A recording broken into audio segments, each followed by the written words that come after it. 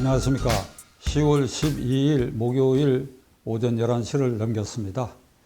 어저께 실시되었던 서울 강서구청장의 보궐선거에서 국민의힘당이 완패했습니다.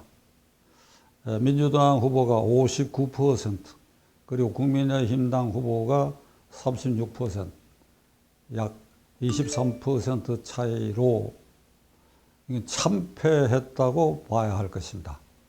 물론 강서구청이라고 하는 게 250여 개의 지방자치단체 중의 하나이고, 거기 2020년 국회의원 선거에서 갑을병 3개 선거구가 있는데 거기 전부 민주당이 장악한 지역이다. 그런데도 작년 6월 1일 지방선거에서 김태우 후보가 2.6%라고는 간발의 차이로 구청장직을 획득했다. 그러나 그것이 이제 대법원 판결에 의해서 그의 공무상 비밀 누설죄 혐의로 유죄 판결을 받음으로써 이제 보궐선거가 실시되었고, 거기에 김태우 후보를 공천해가지고 이런 결과를 도출했다. 국민의힘당과 윤석열 대통령의 입장에서는, 특히 윤석열 대통령 입장에서는 이 선거 결과를 취임한 지 1년 6개월 만에 시행된 것으로 이 정권 중간 심판으로 봐야 하고, 또 6개월 앞으로 다가온 국회의원 선거의 전초전에서 이게 완패했다. 국민의힘당도 그런 입장에 서야 되리라고 생각합니다. 그러면 윤석열 대통령과 국민의힘당이 민주당에 졌느냐, 민주당에 내가 지금 후보도 이름도 기억 못해. 민주당에 졌느냐, 지명도도 낮고 이런 사람이 거기 가서 59%나 갑자기 얻었다. 그러니까 민주당에 졌느냐? 아니다. 민주당에 진 것이 아니다. 터무니없다. 민주당에 진 것이 아니다. 59대 36%라고 하는 이것은 결국은 윤석열 대통령과 국민의힘당이 스스로에게 진 것이다. 스스로에게 져서 스스로가 그 지역에서 무너진 것이다.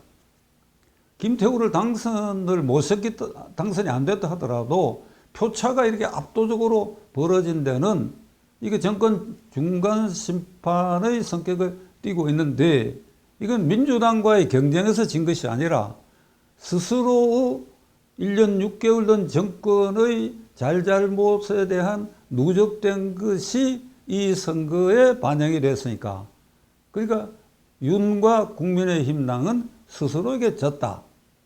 우선 이런 인식을 해야 6개월 뒤에 국회의원 선거에 대한 대책도 올바르게 나올 수 있을 것이다. 첫째로 김태우 후보를 공천한 것은 윤 대통령과 국민의힘당이 중간 부동층에 대해서 엄청나게 오만하고 독선적인 사람들이다, 그런 정권이다 하는 인식을 깊이 심어주었다. 물론 정권과 여당의 입장에서는 충분히 할 말이 있지요.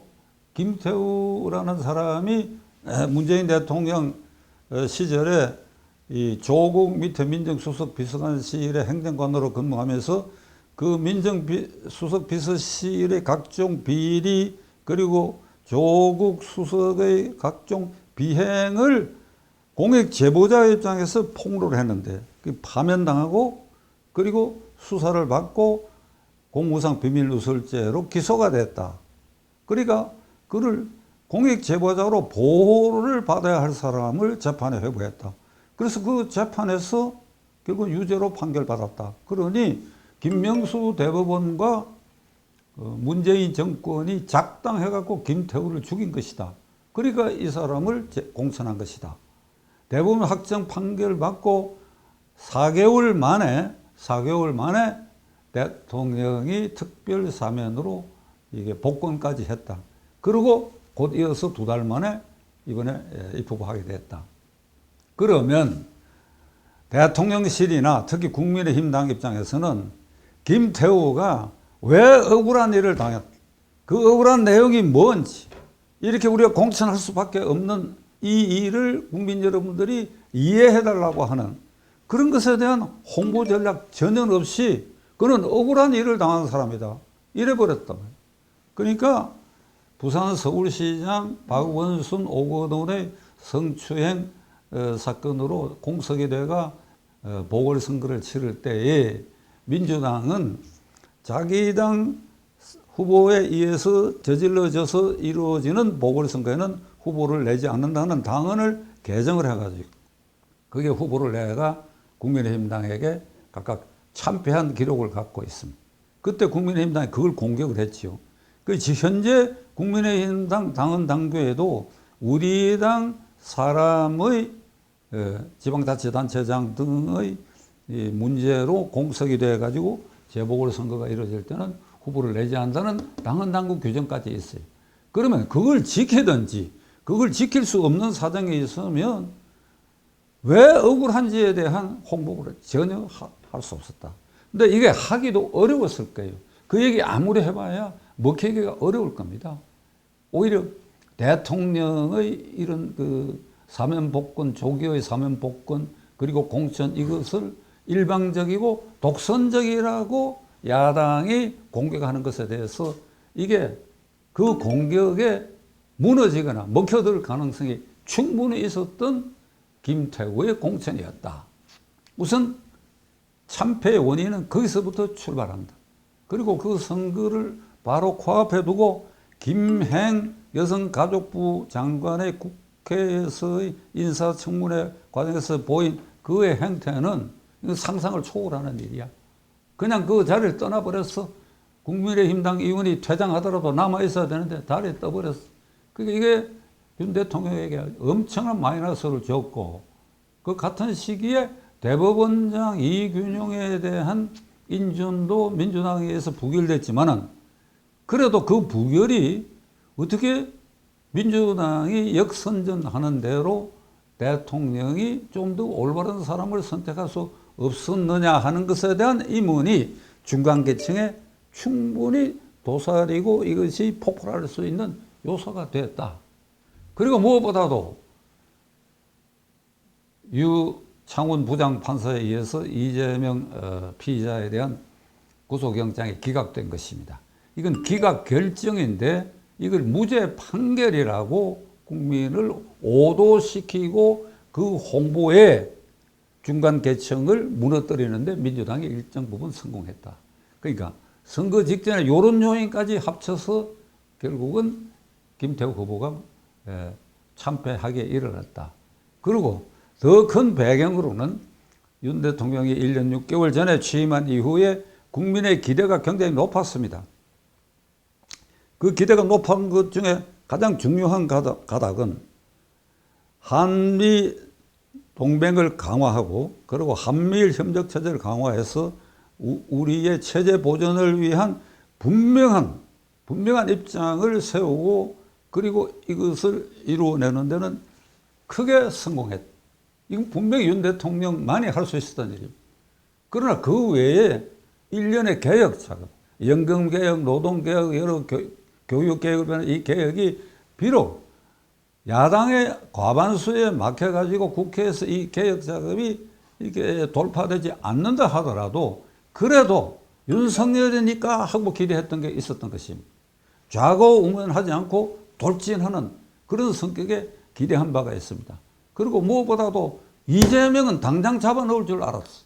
윤석열이니까 검찰총장 하면서 온갖 박해를 받아가 그거로 그냥 대통령으로 직진한 사람이니까 옳거니 저 사람 손에 사법정의가 바로 세울 수 있을 것이다.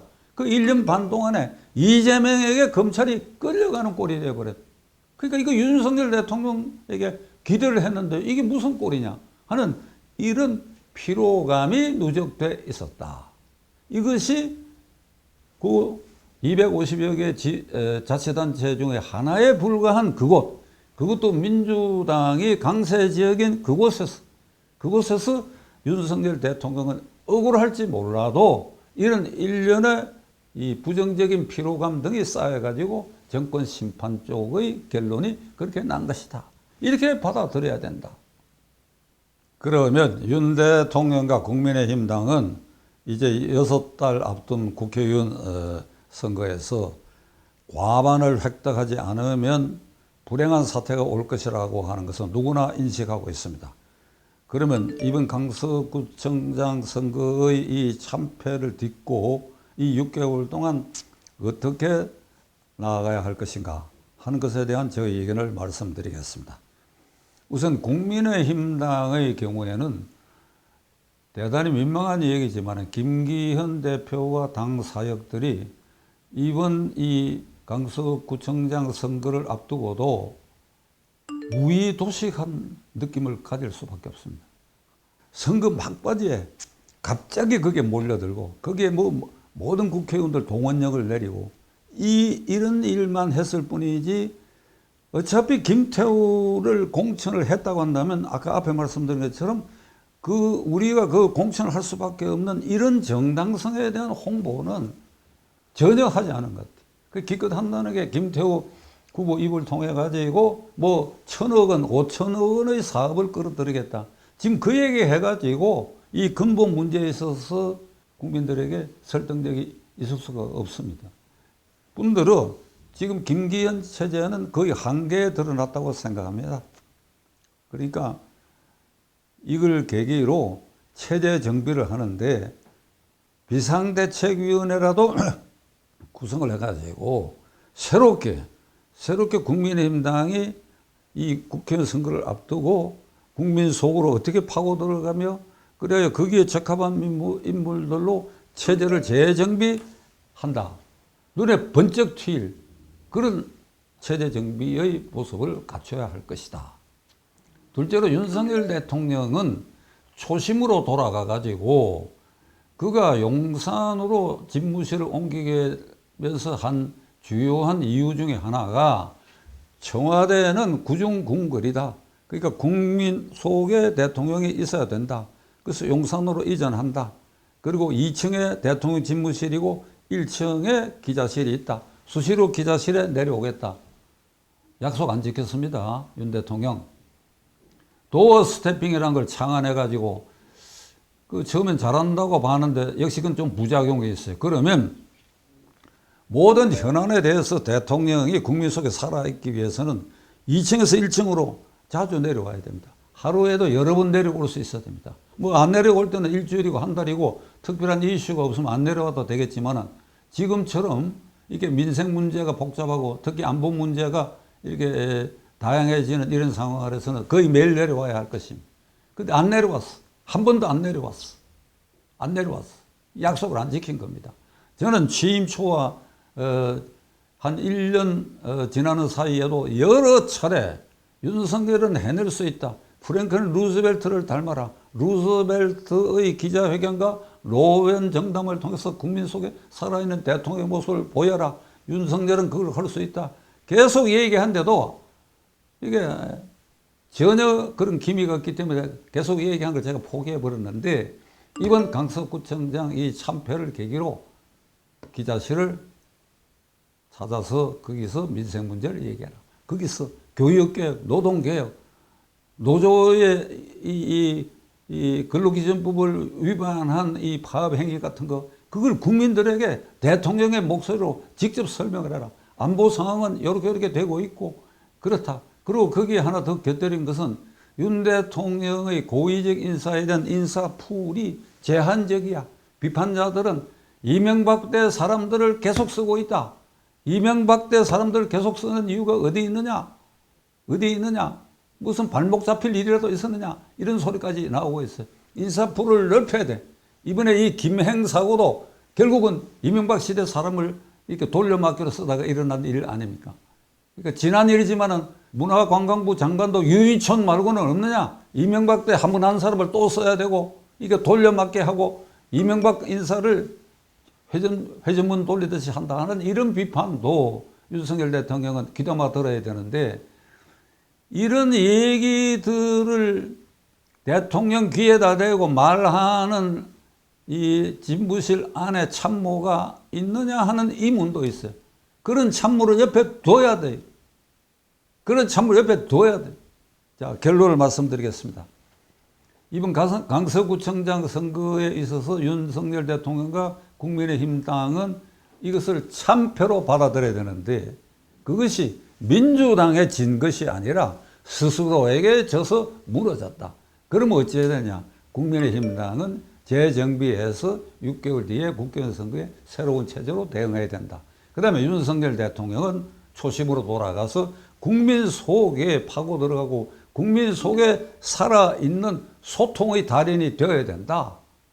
잘한 것은 잘한 대로, 잘못된 것은 잘못된 대로 설명을 하고 이렇게 하겠다 해서 국민으로부터 신뢰와 믿음을 훨씬 더 지금보다도 갖게 해야 된다. 그리고 인사풀을 넓혀야 된다.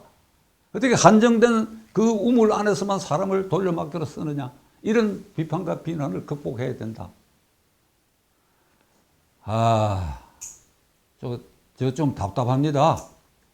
지금까지 저 유튜브를 통해 가지고 수시로 국민의힘당과 윤석열 대통령의 쓴소리 할 일이 뭐 그동안 많이 있었지만 제가 참은 이유는 종북 주사파 친김정은 세력과 대결을 하고 있는 이들을 조금이라도 좀 용기를 북돋아 줘야 되겠다. 그래서 내년 국회의원 선거까지는 웬만한 것은 내가 참아야 되겠다. 그래서 쓴소리나 비판을 삼가해 왔는데 이번 강서구청장 선거 결과를 두고 윤 대통령 자신과 국민의힘당 그리고 대통령 보좌진들의 대호각성 없이는 이거 안 되겠다. 앞으로는 제가 쓴소리를 할 생각입니다. 저는 정말 이 결과를 보고 어제 초저녁에 대폭 졌다 소리를 듣고 10시 좀 넘어서 잠자리에 들어가가지고 그냥 잤습니다. 이게 아마 그렇게 될 것이다. 7시쯤 일어나서 보니까 역시 그대로 59대 36이 돼 있어. 그렇게 될 수밖에 없었다. 심기일전에서 윤석열 대통령, 국민의힘당, 국회의원들, 책임당원들 좀 잘해보세요. 잘해보세요. 답답하지만 지키고 기다려 보겠습니다.